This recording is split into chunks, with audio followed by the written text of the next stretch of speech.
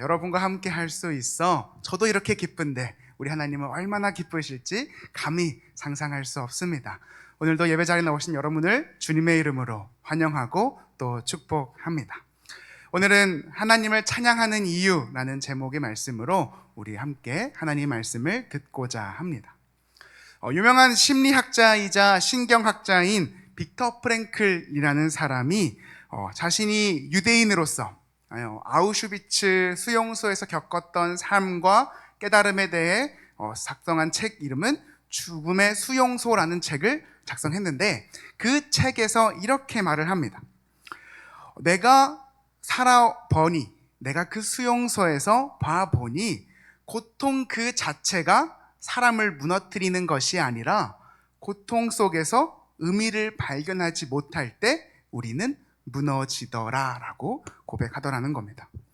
이 사람은 말 그대로 이 책에서 자신이 유대인으로서 어쩔 수 없이 어떤 억압으로 인해 이 아우슈비츠 수용소에 와서 겪었던 수많은 일들을 적습니다.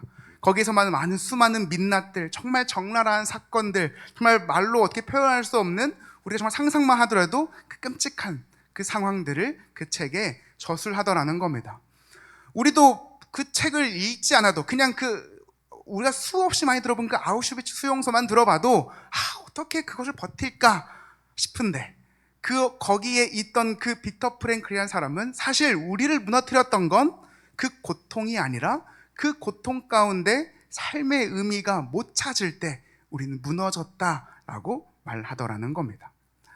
맞습니다. 사실 인간이라면 그 누구도 고통을 즐거워하는 사람은 없습니다. 그 고통을 반가워하는 사람은 없을 겁니다. 야, 나 좀 고통받고 싶어. 고통이 있으면 나한테 왔으면 좋겠다. 얼른 나에게 고통이 있어서 내가 더 나은 삶을 살기를, 이런 소망을 하는 사람은 단 한 사람도 없을 것입니다. 그런데요, 아이러니하게도 아무도 그 고통을 바라는 사람 없고, 그 고통을 소망하는 사람 없고, 그 고통에 내 미래를 희망하는 사람이 하나 없는데, 인간은요, 그 고통으로 말미암아 오히려 내가 인간이라는 것을 증명하고 있다는 사실, 여러분 알고 계신지요? 하나님은 이 인간들에게 굉장히 세밀하고 굉장히 또 세심한 어떠한 장치를 우리에게 심어 놓으셨습니다. 그것이 무엇이냐면, 우리가 겪는 그 고통 가운데에서 그 고통에서 끝나지 않고 그 삶의 의미를 통해 하나님께 나아가는 장치를 우리에게 만들어 놓으셨다는 겁니다. 그래서 우리는 오히려 그 고통 가운데 있으면서, 그 고통을 겪으면서 점점 더 알게 되는 겁니다. 하나님이 나에게 이러한 상황에 처하게 한 어떤 이유가, 아니면 내 삶의 의미가 이런 거구나 라는 거죠. 이 세상에 어떤 그 수많은 피조물도 하나님의 뜻을 고통 가운데 깨닫는 피조물은 없습니다.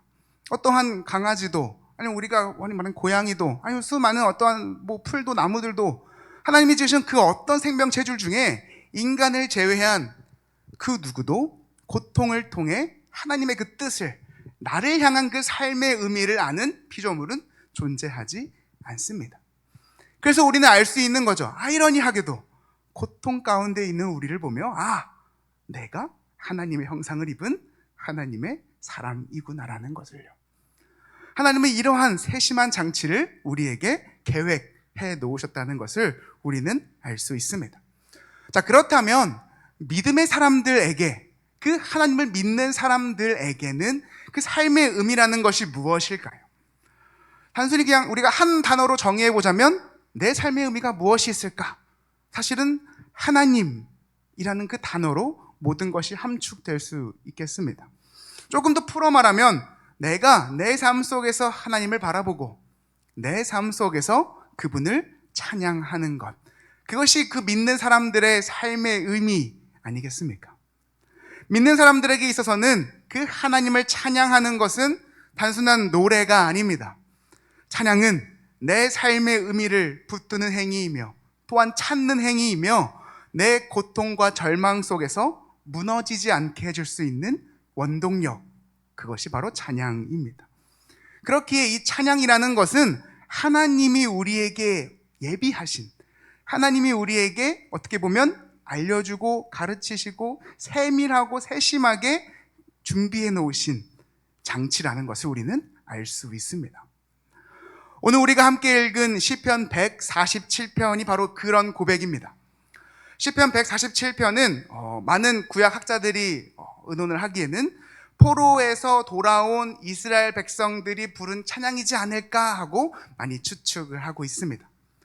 나라가 무너지고 성전이 무너지고 소망이 사라졌던 그들이 다시 예루살렘에 돌아와서 성벽을 세우고 성전을 재건하면서 그의 입술들에서 나왔던 고백들이 무엇이냐면 하나님에 대한 원망, 왜 이제서야 부르신 거야? 이러실 거면 왜 멸망시키신 거야? 왜 우리를 버리신 거야?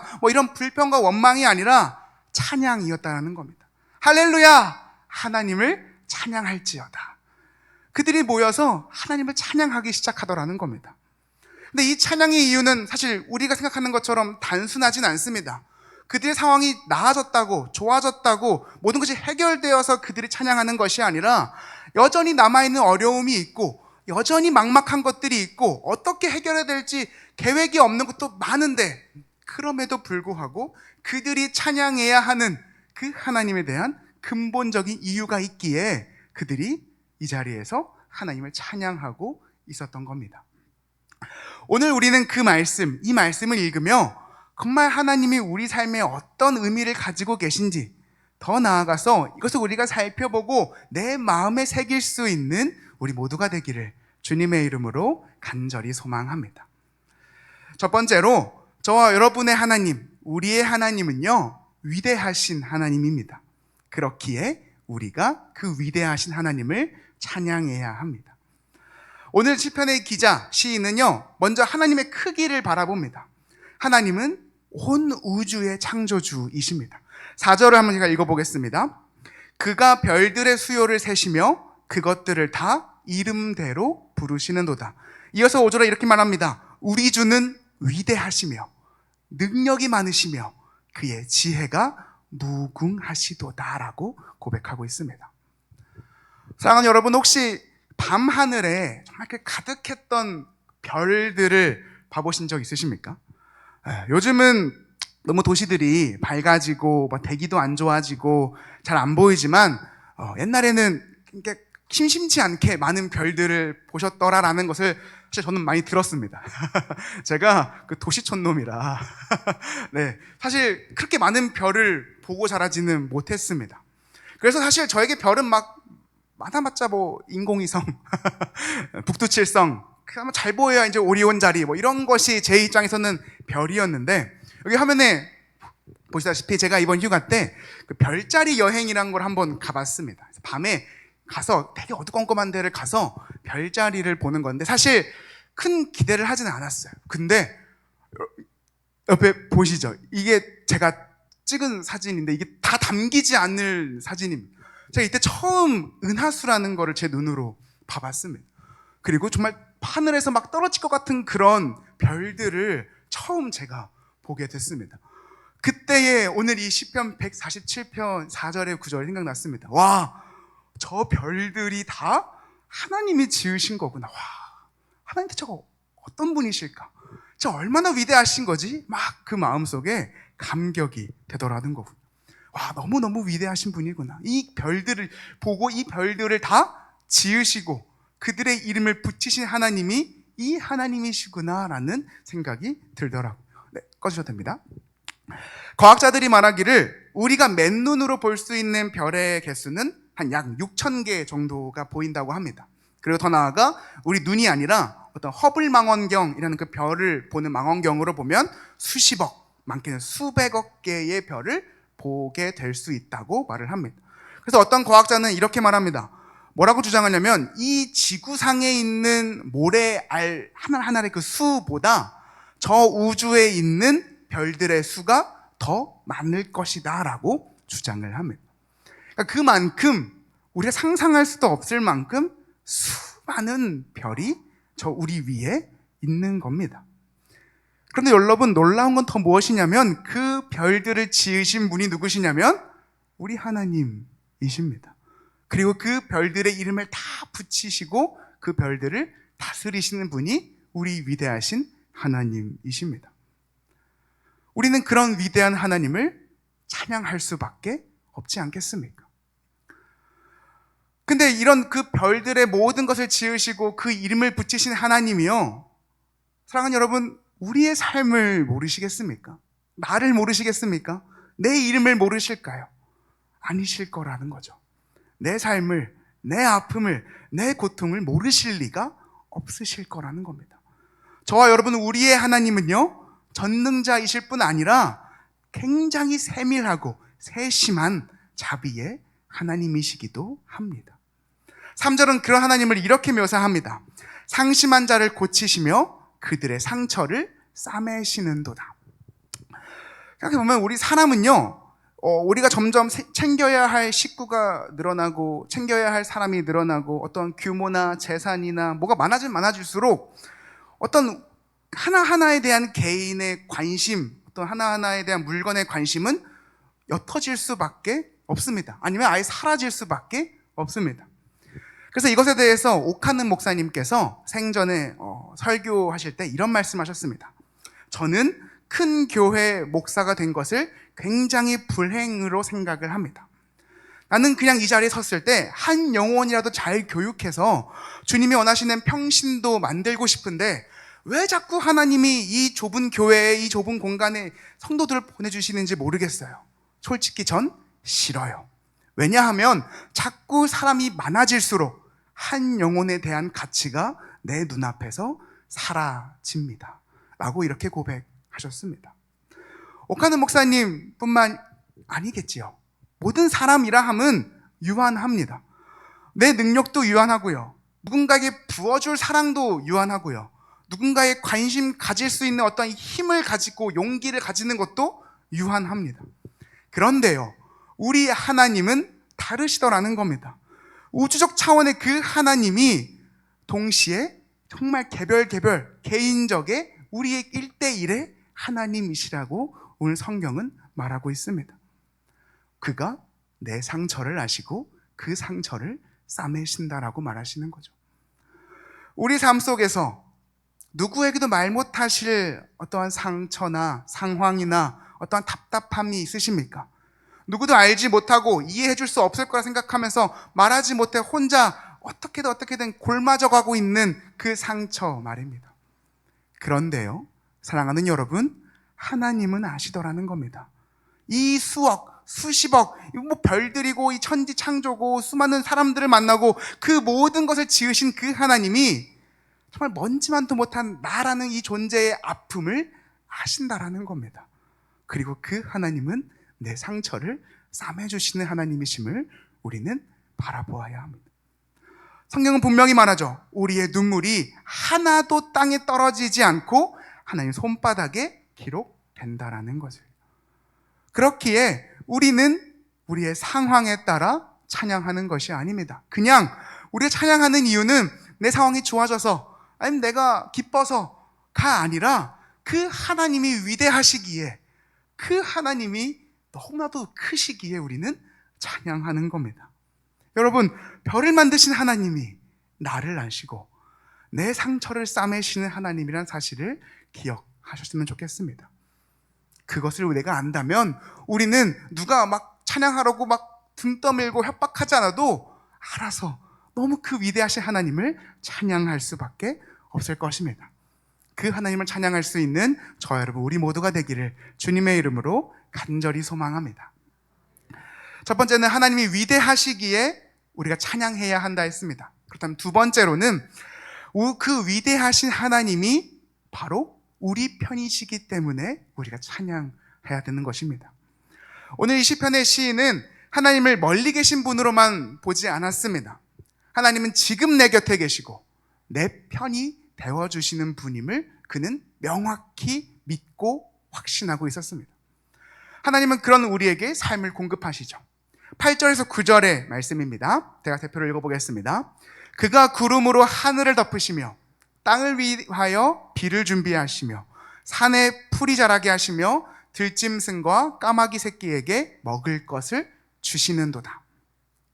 사랑하는 여러분, 까마귀 새끼에게까지 그것 먹이를 먹이시는 하나님이요, 설사 우리를 돌보지 않으시겠습니까? 우리는 사실 늘 부족을 두려워합니다. 돈이 모자라면 불안하고 건강이 약해지면 무섭고, 그러나 그 하나님은, 나의 모든 것을 그 아시는 하나님은 나의 다 필요를 아시고 채워주시더라는 겁니다. 그래서 찬양이라는 것은 내가 충족되었을 때, 하나님이 드디어 나에게 주셨다, 충족되었다, 그 상황을 넘어서 그것이 충족될 것을 믿고 소망하면서도 하는 것이 찬양입니다.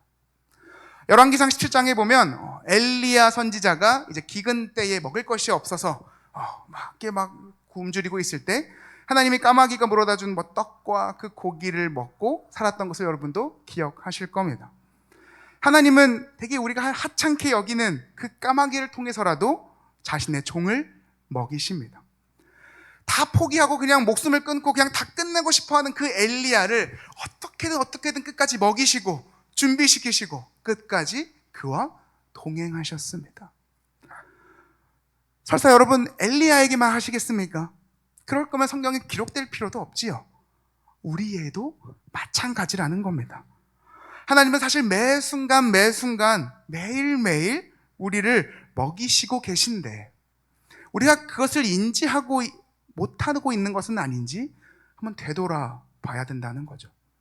오늘도 우리의 삶은 그냥 우연이 아니라 하나님의 철저한 계획 가운데 있는 그 공급 속에 있다는 것을 우리는 기억해야 합니다.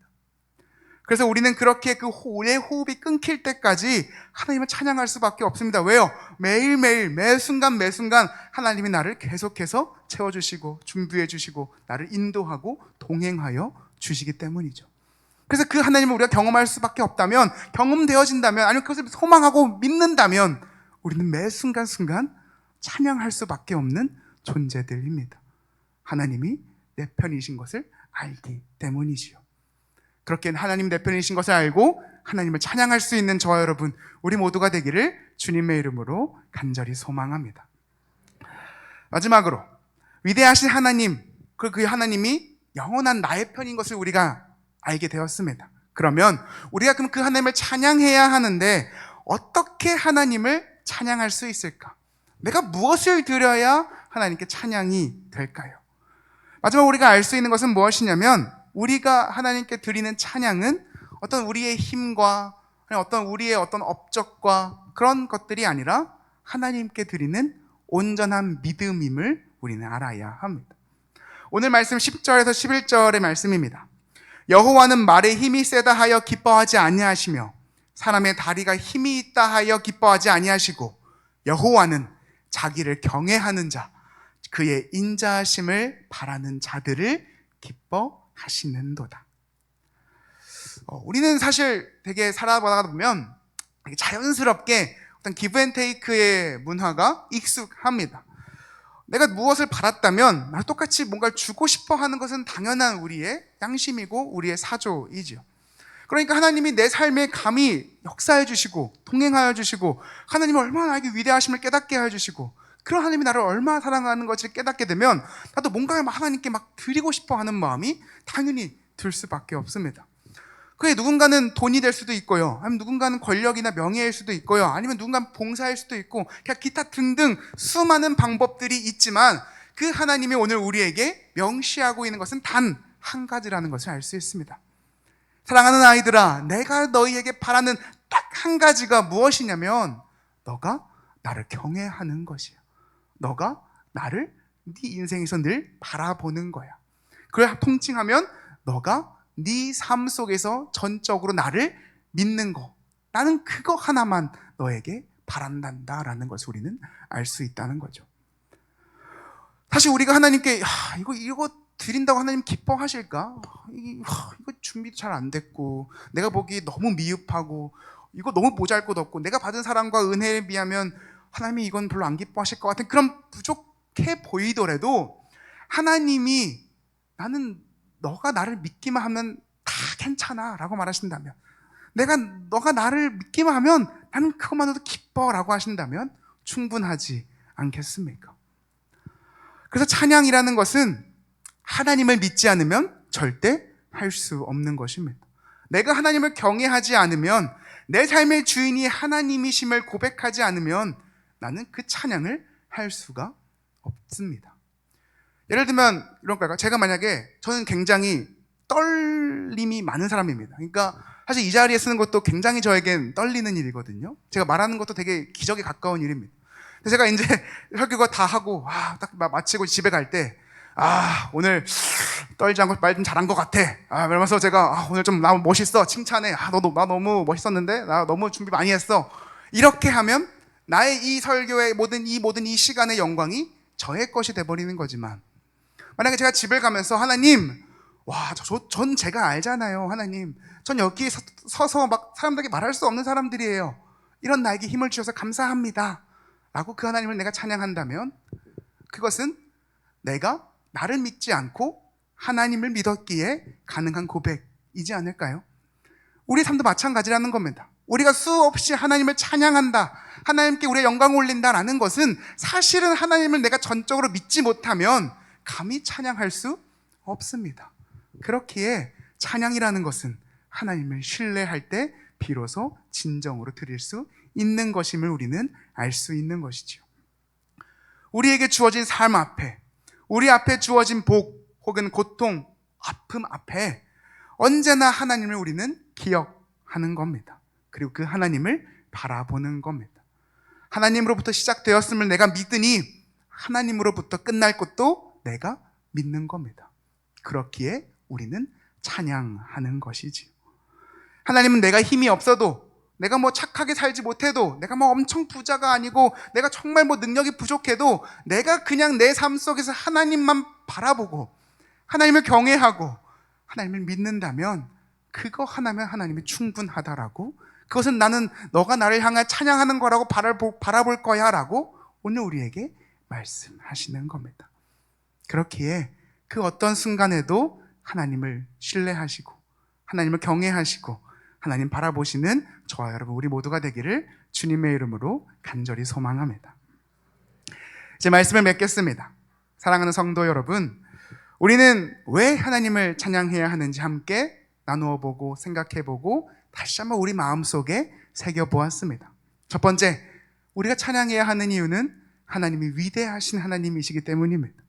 수억, 수백억 그 별들을 다 만드시고 세시고 이름 붙이신 그 하나님이 동시에 나를 누구 봐도 잘 아시는 그 하나님이 내 아픔과 내 고통과 내 상처를 싸매시는 정말 그 위대하신 하나님이심을 내가 믿기에 찬양하는 거지요.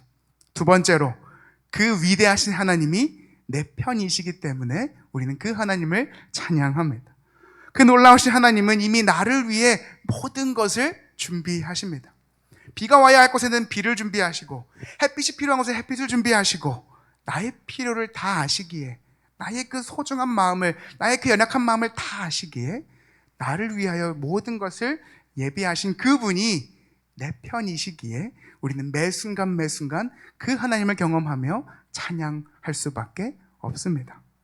그리고 마지막으로 우리가 하나님께 드리는 찬양은 어떤 우리의 힘과 우리의 업적과 우리의 봉사, 엄청난 선함이 아니라 그저 내 삶 속에서 하나님을 늘 신뢰하고 경외하고 바라보는 것임을 우리는 믿으셔야 합니다.